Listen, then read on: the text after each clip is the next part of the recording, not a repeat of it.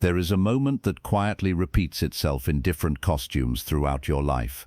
It shows up at the end of relationships, at the edge of burnout in jobs, inside friendships that have slowly turned one-sided, in family dynamics that have always required you to shrink. On the surface, the details look different every time. Different faces, different cities, different seasons of your life. But underneath, the final test is almost always the same. Will you abandon yourself again, or will you choose self-respect this time? Carl Jung would say your psyche is not random. It will keep arranging life in such a way that you eventually come face to face with the place you most easily betray yourself. Different story, same exam. If you're honest enough to admit you felt that sense of I've been here before, and the real question isn't about them, it's about me. Pause with me for a moment. Type the words "final test" in the comments. You don't need to share your whole story. That simple phrase is just you quietly saying to your own soul, I see the pattern now, and I'm willing to learn the lesson. From my side, these long Jungian reflections take a lot of time, focus, and emotional energy to craft for you. If you ever feel like quietly supporting this work, there's a Buy Me a Coffee link in the description. It's never expected, but it genuinely helps me keep creating these depth-centered teachings for souls like you. And in that same description, you'll find a playlist filled with videos on Jungian psychology, self-respect, old souls, boundaries, and the quiet turning points of your life. If this message resonates, save that playlist. You can even let it play softly at night. As you fall asleep, your body will rest, but your subconscious will keep listening and slowly rewiring how you relate to yourself. Now, let's walk into this together.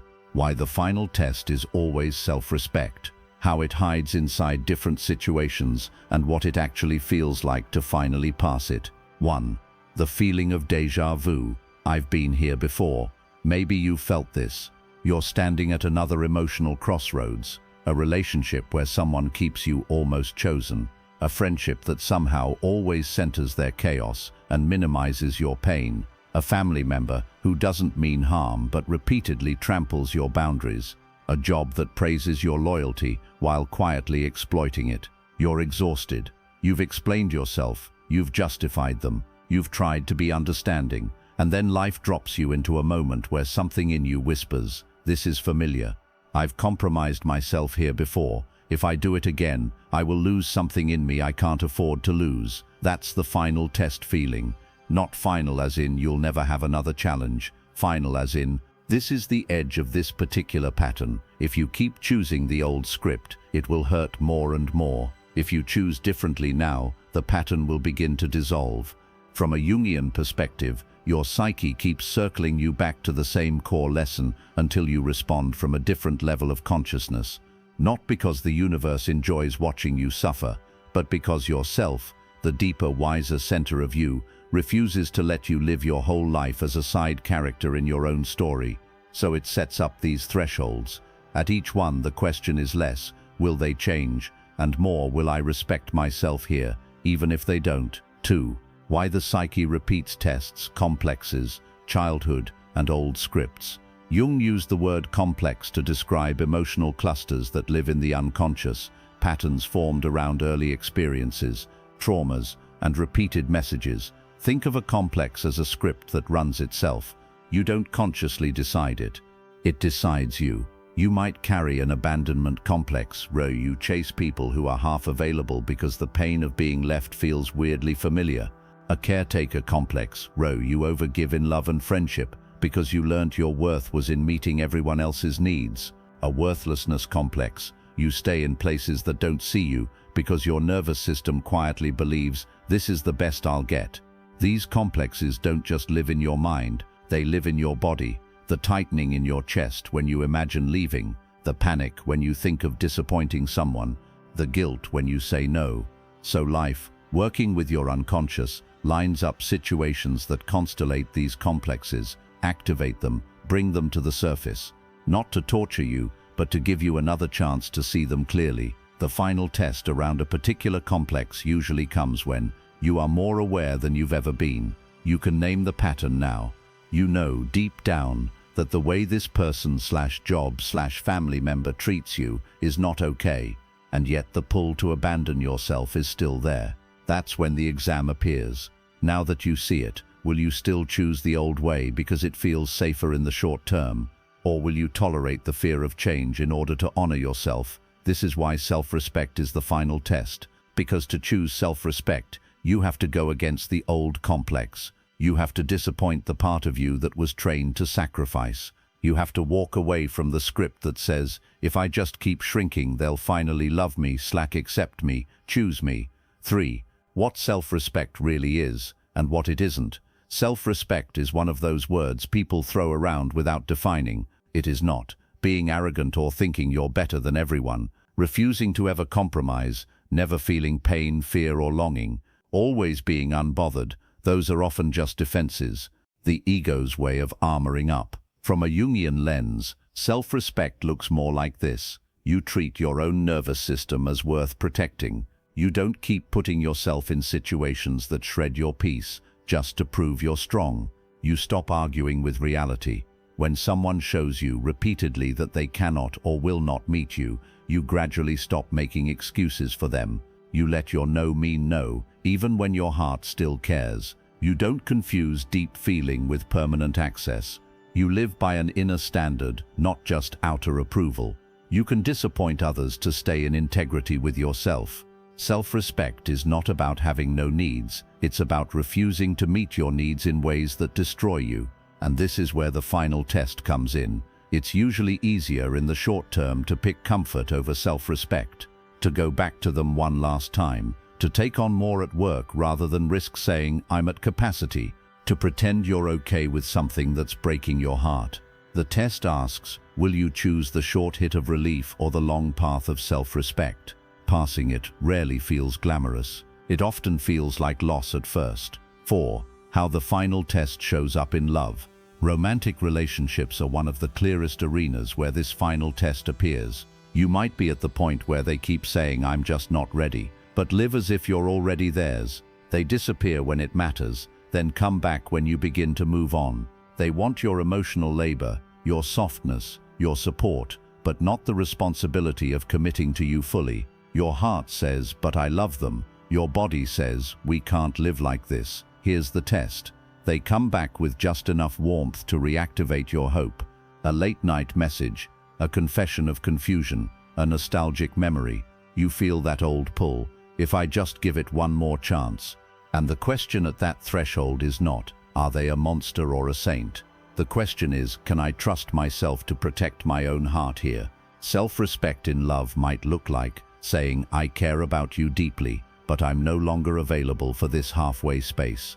If you want to be in my life, it has to be with clarity and consistency, and then believing what their actions say after that, even if it hurts. It might look like not answering texts that only show up when they're lonely, blocking when you've given all the communication you can, grieving without running back. Your complex screams, this is too harsh, you're overreacting, you'll end up alone. Your self whispers, this is what it feels like to protect us. Stay. That's the exam. You pass it, not because you stop loving them overnight, but because you stop sacrificing your oxygen for a connection built on crumbs. 5. How the final test shows up in family and friendships. In families, the test often hides under loyalty. You might have the parent who constantly criticizes under the excuse of just being honest, the sibling who only contacts you in crisis and disappears when you need support, the relative who makes cutting jokes about you, then calls you too sensitive if you flinch. In friendships, it might be the friend who expects you to drop everything for their drama, but they're mysteriously unavailable when your life falls apart. The one who subtly competes, dismisses your wins, or minimizes your pain. You tell yourself, but that's just how they are. Family is family. We've known each other forever. Then one day, you hit a moment where your system says, if I keep letting this slide, I'm teaching myself that I don't matter. Here comes the test. Self-respect in these dynamics might look like calmly saying, when you speak to me that way, I feel disrespected. I'm not willing to be talked to like that anymore. Leaving the gathering early when the atmosphere becomes toxic. Taking more space between visits or calls. Ending a friendship quietly and kindly, without a dramatic showdown, simply because your soul is tired. Your old training will scream, you're ungrateful, you're selfish, you're making a big deal out of nothing. But the deeper truth is, you are refusing to keep betraying yourself in order to maintain a role in someone else's story. Most people don't pass this test by winning an argument. They pass it by making different choices, even when the people around them never agree with or understand those choices. 6. How the final test shows up in work, and calling work can be another place where you are repeatedly tested. You might be the one who says yes to every extra task, stays late without being paid or acknowledged, becomes the emotional sponge for co-workers and bosses, is told, "We don't know what we'd do without you," while you slowly burn out. You keep thinking, once I get that promotion, it'll all feel worth it. Once things calm down, I'll set better boundaries. Once I prove myself, I'll be able to say no. Yet somehow, the chaos never ends. Then one day, maybe it's a small thing, a request, a comment, a dismissal, and something in you snaps awake. They are not going to protect me. If I don't protect my own well-being here, no one will. Here's the test. Self-respect at work might look like saying, "I'm at capacity. I can't take that on without letting something else go." Asking to be compensated for responsibilities that have quietly piled onto your plate. Leaving a job that is slowly eroding your health, even when the money or status is tempting. Choosing a path that makes sense to your soul, even if it makes less sense to other people's idea of success. It often doesn't look heroic. It might look like sitting in your car after a shift, crying because you've finally decided, "I can't keep doing this to myself." Jung would say that moment of decision of aligning your outer life more closely with your inner truth is a step toward individuation, and individuation always demands self-respect. 7. Passing the test doesn't feel like victory at first. We love the idea that choosing self-respect will feel empowering and clean. Sometimes it does, often it doesn't. Passing the final test can feel like shaking as you press send on a boundary-setting message, feeling sick after you walk away, wondering if you made a terrible mistake, missing them so much you want to crawl back and apologize for protecting yourself.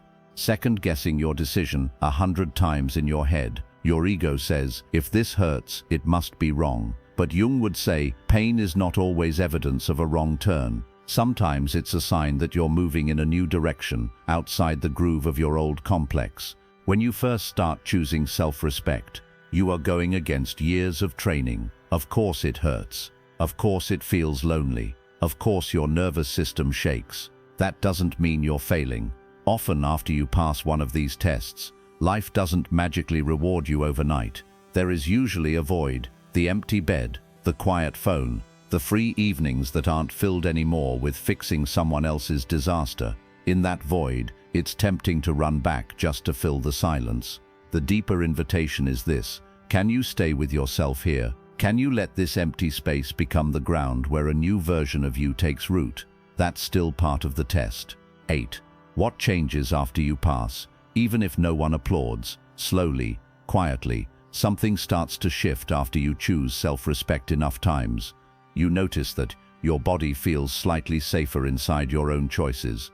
You second-guess yourself a little less. You begin to spot red flags earlier, not after you're deeply entangled. You find it harder to tolerate dynamics that you once normalized. The people and opportunities that come into your life may begin to change too. You attract fewer connections based on your willingness to overgive. You feel more drawn to spaces where you don't have to perform strength to be safe. You meet people who treat your boundaries as normal, not as an insult.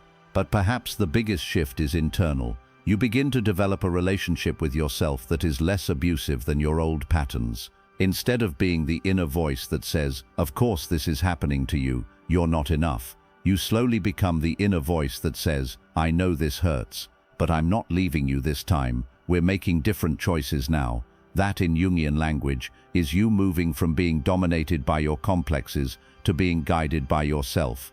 The final test is not one moment you pass and then you're done forever. It's a threshold. Once you cross it in one area of life, you begin to see where else you've been abandoning yourself, and you begin to bring self-respect there too. 9. The final test is also a daily practice. Yes, sometimes there are big dramatic turning points, but most of the time the test shows up in tiny daily ways. Do I say yes to this favor when I'm already exhausted, or do I risk their disappointment and honor my limits? Do I reply to this message from someone who's shown me they can't meet me, or do I let the silence stand?